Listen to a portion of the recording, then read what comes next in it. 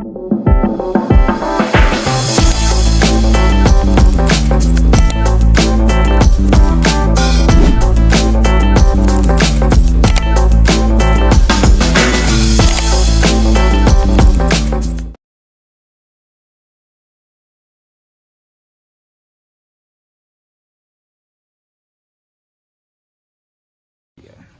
pertama yaitu latar belakang dari masalah tentang hukum perkawinan dalam Islam.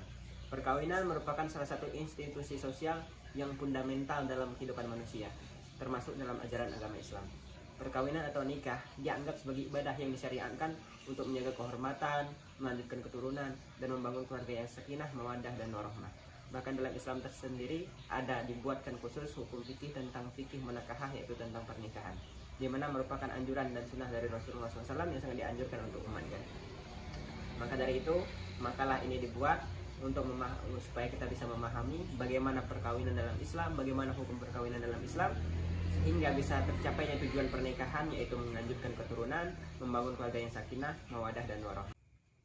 Untuk rumusan masalah pada makalah kami, yang pertama ada definisi perkawinan, yang kedua rukun dan syarat perkawinan, setelah itu ada tujuan perkawinan, terus langkah-langkah perkawinan, selanjutnya ada perjanjian perkawinan, hukum walimah, kemudian ada pembagian harta kekayaan dalam perkawinan, dan yang terakhir ada hikmah dalam perkawinan. 3. Berikutnya yaitu tujuan daripada PowerPoint tentang hukum perkawinan dalam Islam ini. Pertama yaitu mendeskripsikan definisi perkawinan dalam Islam.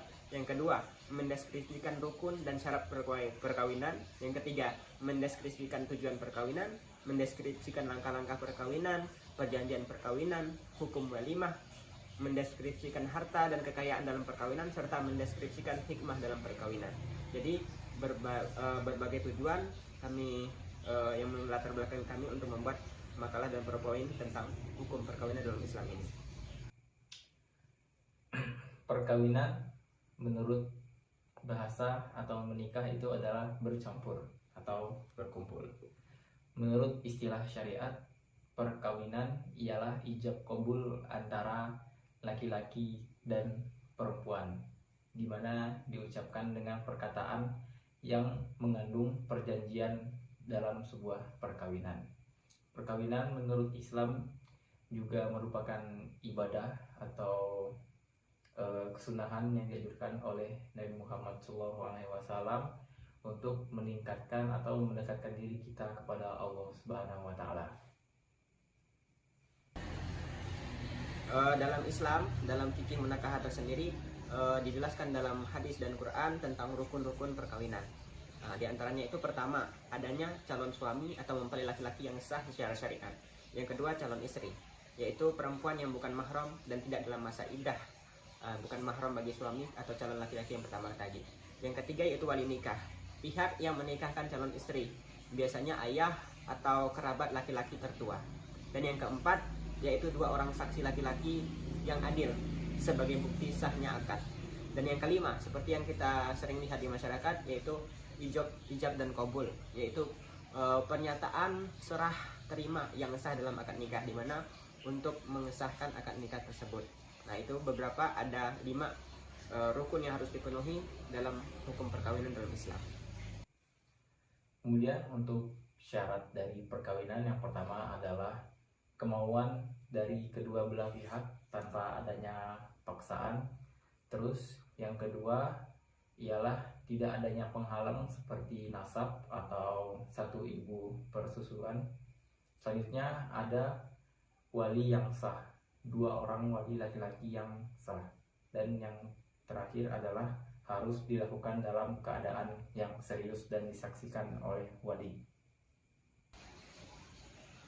Banyak tujuan yang bisa dicapai dalam perkawinan dalam Islam. Ada berbanyak hal dan hikmah yang diajarkan Rasulullah SAW tentang perkawinan dalam Islam. Maka dari itu, perkawinan menjadi ibadah yang sangat dianjurkan oleh Rasulullah SAW. Dalam PowerPoint ini kami menyertakan 4 tujuan daripada pernikahan. Yang pertama yaitu menjaga kehormatan dan kesucian kita kesucian diri daripada zina. Yang kedua, melestarikan keturunan secara halal.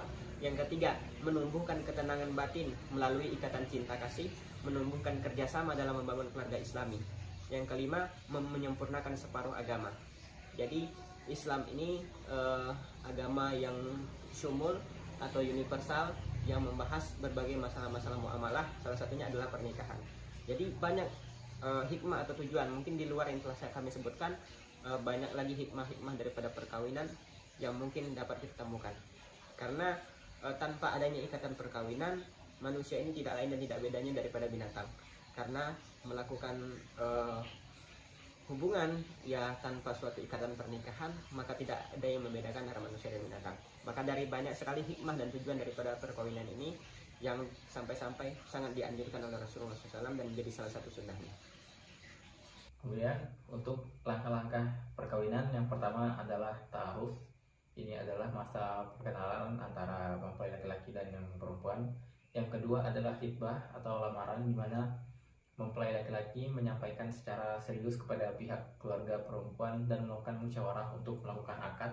Yang ketiga adalah akad nikah, di mana akad ini adalah sebuah perjanjian dalam pernikahan dan harus disaksikan oleh dua wali yang sah. Dan yang keempat adalah walimah. Walimah adalah semacam pesta atas rasa syukur kita kepada Allah Subhanahu wa Ta'ala dan untuk mengumumkan bahwa kita telah menikah. Berikutnya yaitu perjanjian-perjanjian yang ada dalam perkawinan.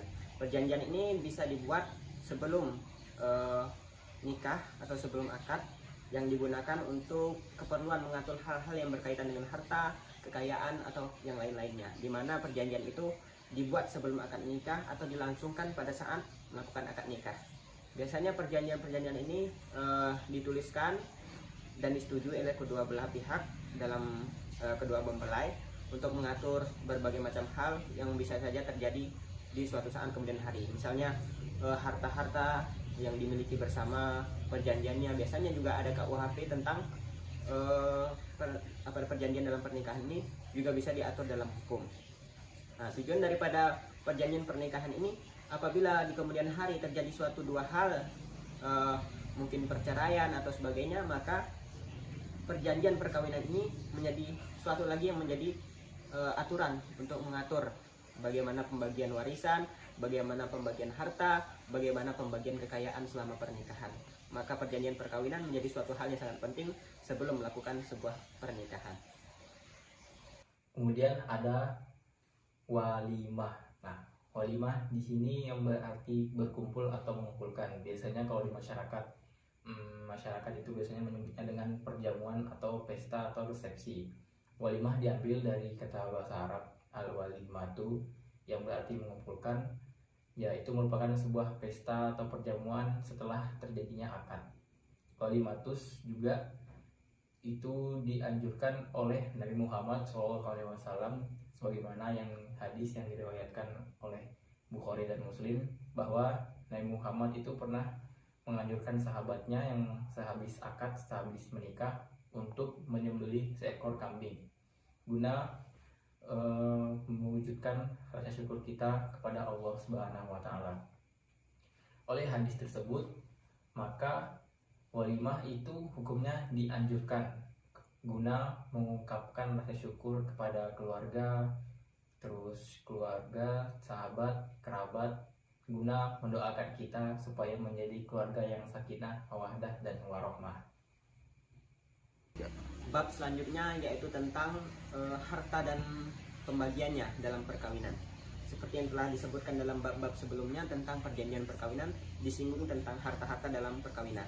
Nah, dalam perkawinan itu ada dua jenis harta. Yang pertama yaitu harta bawaan atau harta pribadi yang dimiliki sebelum menikah atau didapat dari hibah atau warisan.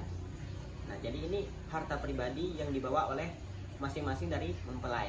Yang kedua yaitu harta bersama, atau orang-orang sekarang bisa menyebutnya harta gonogini yang diperoleh selama pernikahan. Misalnya proses untuk mendapatkan rumah bersama setelah menikah dan sebagainya. Nah, itulah fungsi daripada tujuan perkawinan yang di bab-bab tadi, ya, mengatur harta gonogini. Bagaimana jika suatu saat terjadi satu dua hal yang mungkin menyebabkan harus terjadinya perpisahan dalam perkawinan, Maka dari itulah pentingnya perjanjian perkawinan sebelum sudah dilangsungkannya suatu pernikahan.